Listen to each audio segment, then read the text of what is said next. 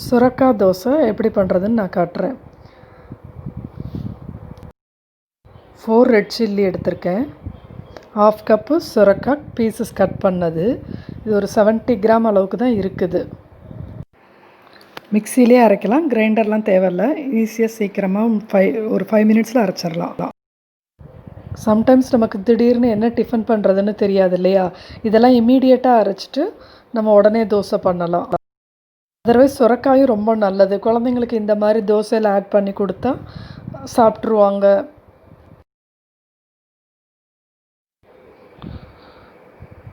பெருங்காயத்தூள் கொஞ்சம் ஆட் பண்ணிக்கிங்க.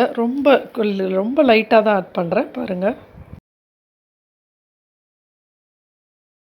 ஃபஸ்ட்டு சுரக்காயும் ரெட் சில்லியும் மிக்சியில் நீங்கள் நல்லா அரைச்சிக்குங்க.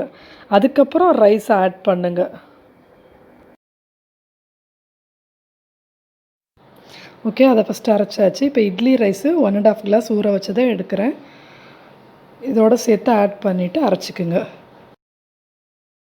ஜஸ்ட் பார்த்திங்கன்னா மார்னிங் ஒரு 7 o'clock தான் நான் ஊற வச்சேன். ஒரு 1.5 hours தான் ஊற வச்சேன். போதும், 1 hour 1.5 hour போதும். சடனாக மார்னிங் டிஃபனுக்கு இது ரொம்ப எனக்கு ஈஸியாக இருக்குது. இது ரொம்ப குழந்தைங்களுக்கும் சுரக்காய் நம்ம ஆட் பண்ணுறதுனால ரொம்ப ஹெல்த்தி, நல்லது.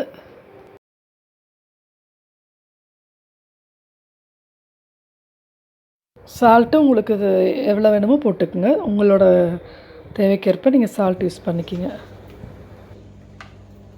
ரொம்ப வாட்டரியாக எடுக்காதீங்க. ஓரளவு திக்காகவும், ரொம்பவும் திக்காக இருக்கக்கூடாது, மீடியமாக இருக்கலாம்.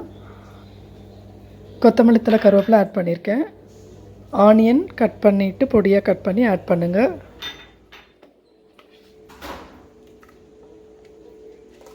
ஸோ நல்லா மிக்ஸ் பண்ணிவிட்டு இப்போ உடனே நம்ம இதை தோசைக்கல்லில் ஊற்றி எடுத்துடலாம்.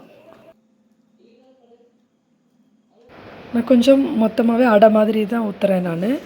உங்களுக்கு கிறிஸ்பியாக வேணும்னா நீங்கள் இன்னும் கொஞ்சம் வாட்டரை ஆட் பண்ணிக்கிட்டு ஊற்றிக்கலாம். நீங்கள்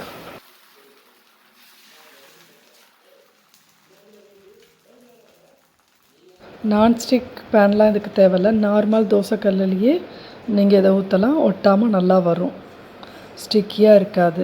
சுரக்காய் நிறையா போட்டிங்கன்னா கொஞ்சம் ஸ்டிக்கியாக இருக்கும். சுரக்காய் ரொம்ப ஆட் பண்ணிடாதீங்க, அப்புறம் வராது, கல்லுலேயே பிடிச்சிக்கும். சுரக்காய் தோசை ரெடி ஆகிடுச்சு. கார சட்னி, தேங்காய் சட்னியோடு இதை நீங்கள் சாப்பிடலாம்.